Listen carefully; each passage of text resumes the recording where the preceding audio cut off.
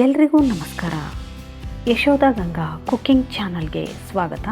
ಈ ದಿನ ಹಸಿ ಬಟಾಣಿ ಪುಲಾವ್ ಮಾಡುವ ಬಗೆ ನೋಡೋಣ.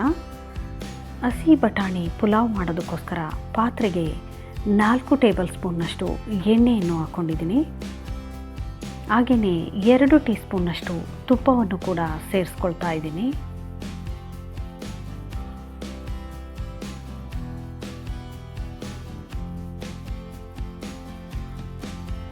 ಈಗ ಸ್ಪೈಸಸ್ನೆಲ್ಲ ಇದಕ್ಕೆ ಹಾಕ್ಕೊಳ್ಬೇಕಾಗುತ್ತೆ. ಪುಲಾವ್ ಎಲೆ ಹಾಕ್ಕೊಳ್ತಾ ಇದ್ದೀನಿ, ಸ್ವಲ್ಪ ಚಕ್ಕೆ, ಸ್ವಲ್ಪ ಕಲ್ಲು ಹೂವು, 2 ಲವಂಗ, ಸ್ವಲ್ಪ ಜೀರಿಗೆ, ಸೋಂಪು, ಗೋಡಂಬಿ ಎಲ್ಲವನ್ನು ಹಾಕ್ಕೊಂಡು ಸಣ್ಣ ಉರಿಯಲ್ಲಿ ಫ್ರೈ ಮಾಡ್ಕೊಳ್ಬೇಕಾಗುತ್ತೆ. ಹಸಿ ಬಟಾಣಿ ಸಿಗದೇ ಇದ್ದರೆ ಒಣ ಬಟಾಣಿನೇ ನೆನೆಸ್ಬಿಟ್ಟು ಬಳಸ್ಕೊಳ್ಬೋದು. ಹಾಗೆಯೇ 1 ಈರುಳ್ಳಿಯನ್ನು ಕಟ್ ಮಾಡಿ ಹಾಕ್ಕೊಳ್ತಾ ಇದ್ದೀನಿ.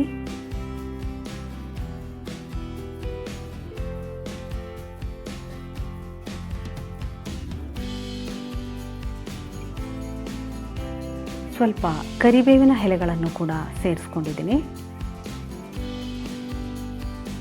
2 ರಿಂದ 3 ಹಸಿರು ಮೆಣಸಿನಕಾಯಿನ ಕಟ್ ಮಾಡಿ ಹಾಕ್ಕೊಂಡಿದ್ದೀನಿ. 2 ಕ್ಯಾಪ್ಸಿಕಮ್ಮನ್ನು ಕಟ್ ಮಾಡಿ ಸೇರಿಸ್ಕೊಂಡಿದ್ದೀನಿ.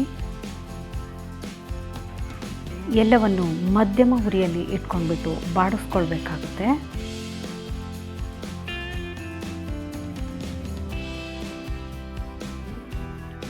ಒಂದು ಟೀ ಸ್ಪೂನ್ನಷ್ಟು ಶುಂಠಿ ಬೆಳ್ಳುಳ್ಳಿ ಪೇಸ್ಟನ್ನು ಹಾಕ್ಕೊಂಡಿದ್ದೀನಿ.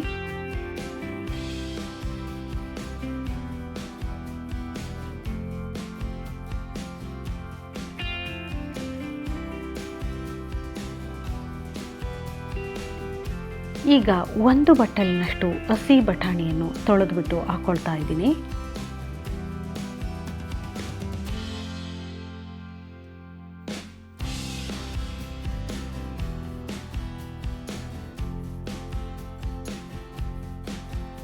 ಈಗ 1 ಕಪ್ನಷ್ಟು ಅಕ್ಕಿಯನ್ನು ತೊಳೆದು ನೆನೆಸಿ ಇಟ್ಕೊಂಡಿದ್ದೆ, ಅದನ್ನು ಕೂಡ ಇದಕ್ಕೆ ಸೇರಿಸ್ಕೊಂಡಿದ್ದೀನಿ. ಈ ಒಗ್ಗರಣೆಯಲ್ಲಿ ಸ್ವಲ್ಪ ಅಕ್ಕಿ ಫ್ರೈ ಆಗಬೇಕಾಗುತ್ತೆ.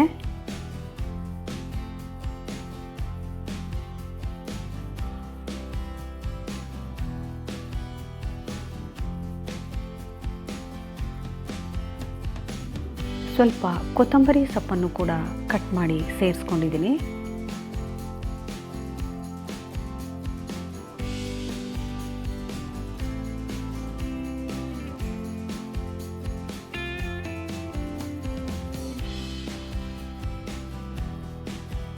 ಒಂದು ಕಪ್ನಷ್ಟು ಮೊಸರನ್ನು ಕೂಡ ಸೇರಿಸ್ಕೊಂಡಿದ್ದೀನಿ.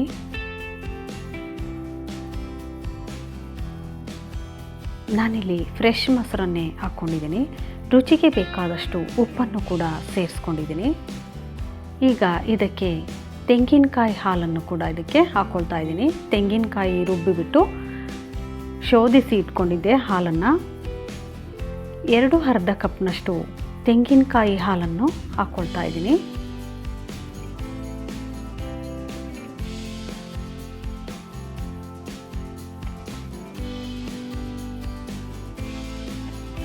ಎಲ್ಲವನ್ನು ಚೆನ್ನಾಗಿ ಮಿಕ್ಸ್ ಮಾಡಿ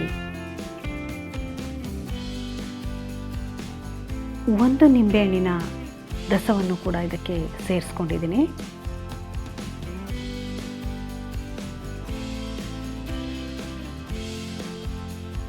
ಇದು ಚೆನ್ನಾಗಿ ಕುದಿ ಬರುವವರೆಗೂ ಹೈ ಫ್ಲೇಮ್ನಲ್ಲಿ ಇಟ್ಕೊಳ್ಬೇಕು.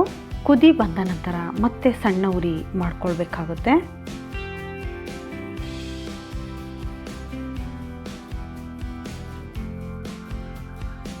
ಈಗ ಮುಚ್ಚಳ ಮುಚ್ಚಿಬಿಟ್ಟು ಸಣ್ಣ ಉರಿಯಲ್ಲಿ ಬೇಯಿಸ್ಕೊಳ್ಬೇಕು. ಈಗ ರುಚಿಕರವಾದ ಮತ್ತು ಆರೋಗ್ಯಕರವಾದ ಹಸಿ ಬಟಾಣಿ ಪುಲಾವ್ ತಯಾರಾಗಿದೆ. ನೀವು ಕೂಡ ಈ ಆರೋಗ್ಯಕರವಾದ ಮತ್ತು ರುಚಿಕರವಾದ ಹಸಿ ಬಟಾಣಿ ಪುಲಾವನ್ನು ಮಾಡಿ. ಮತ್ತೊಂದು ವಿಡಿಯೋದಲ್ಲಿ ಸಿಗೋಣ. ಧನ್ಯವಾದಗಳು.